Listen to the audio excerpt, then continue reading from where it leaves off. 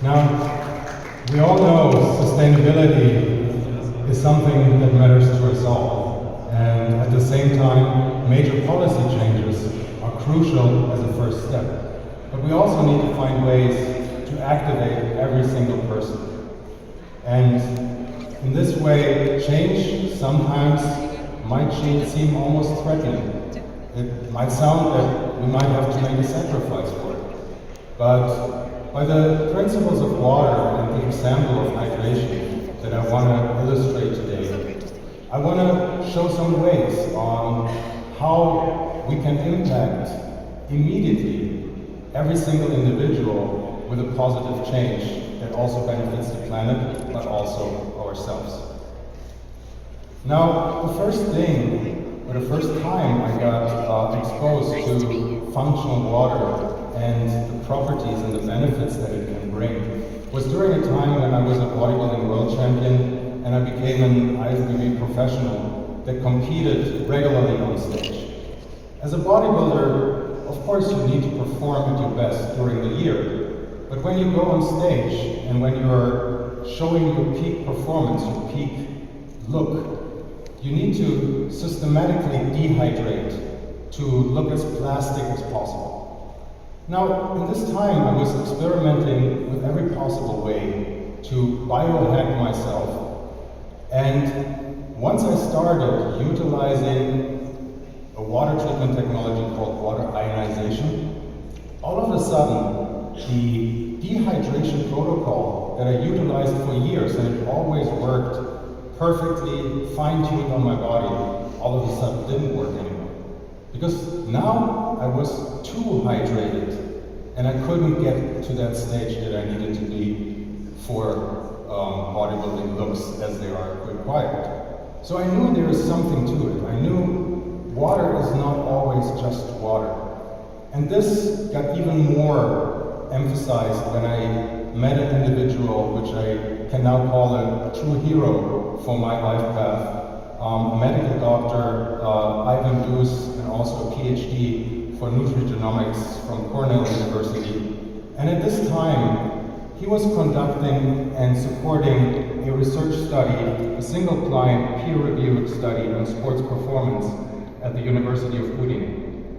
And it was set up in the following way, that two groups of athletes, one group obtaining regular water, 3 liters a day, and the other group obtaining 3 liters of ionized water a day, in 2 weeks, and then switching the water samples for each group, had to take 22 blood samples in a interval training session.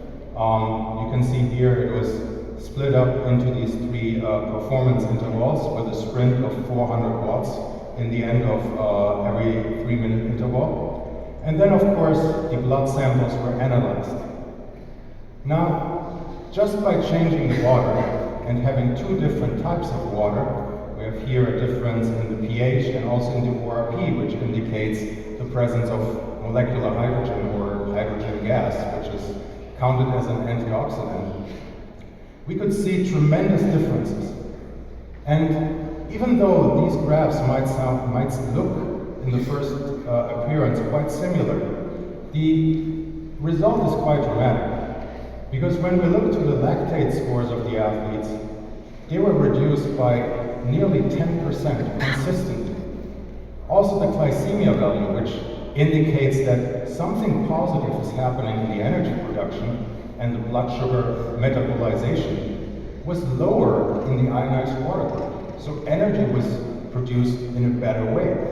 And also PO2, which is a marker for free radicals, behaves a little bit different here. In the middle of the training, or in the middle of the interval, the free radical concentration showed a decrease. Now, what are these markers? What are these characteristics of the water? In this study, we actually had alkalinity, but also hydrogen presence as the antioxidants. And by now, in the patented water treatment technology that we're utilizing in our systems now, we even integrate far infrared, which gives the water even more amazing properties. But what does it mean for our nowadays integration into our modern life? Well, especially since COVID, the self-care and health awareness has rapidly risen. And consumers nowadays don't just want to hydrate with any kind of drink, they want something that brings them a value. So the functional beverage space is the fastest growing category in the entire beverage market. It's growing almost double in size within just a very few years. And likewise, value-added waters, a subsegment of the water industry itself, is the fastest growing sector. But if we just continue to premiumize in this way, we're adding even more to the problem that we already have. There's 500 billion plastic bottles produced every year, and we're talking so proudly about recycling, but how much of those are actually recycled? It's just a fraction. So we can say that 1 billion plastic bottles every day ends up on a landfill, and it will never ever be recycled. So where did we go wrong? Well, right now we are in a centralized beverage production ecosystem. So we're having huge bottling plants, we're having massive costs for logistics and labor that go into these products we drink. And it drives up the costs unnecessarily. Not only that, when I talk about these properties of the water, they have to be produced fresh. It is an amazing resemblance to nature, because only in the ideal environment water can unfold many of these ideal properties.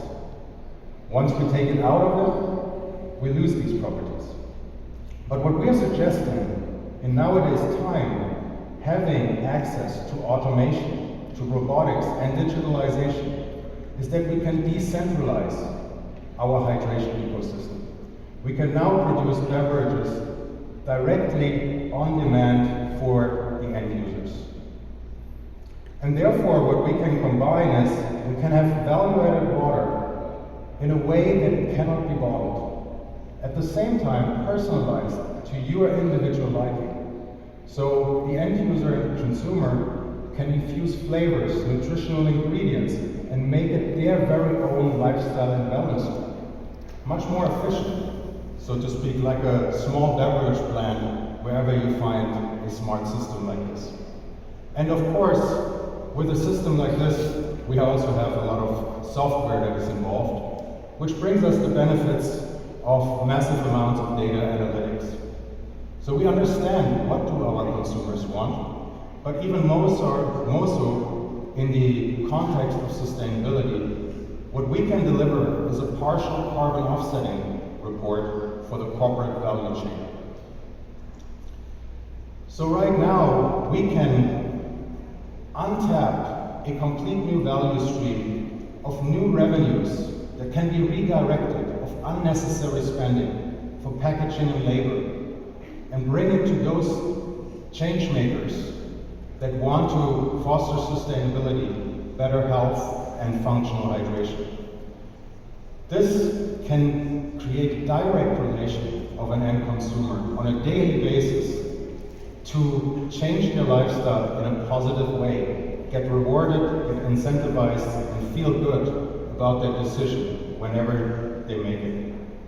And at the same time, we are aiming, of course, to always understand the market better and better, and therefore looking towards providing the only solution that combines all these attributes of functional hydration with value-added water, functional drinks, and all the other benefits for all the operators that are in this space.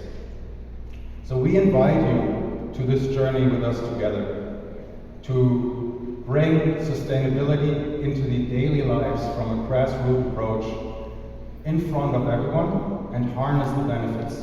Because the one thing that we believe in AQUIVIO is when you invest in nature, nature will invest in you. And we hope you will enjoy our solution and try it out during the course of the summit. Thank you. Thank you very much. Right now,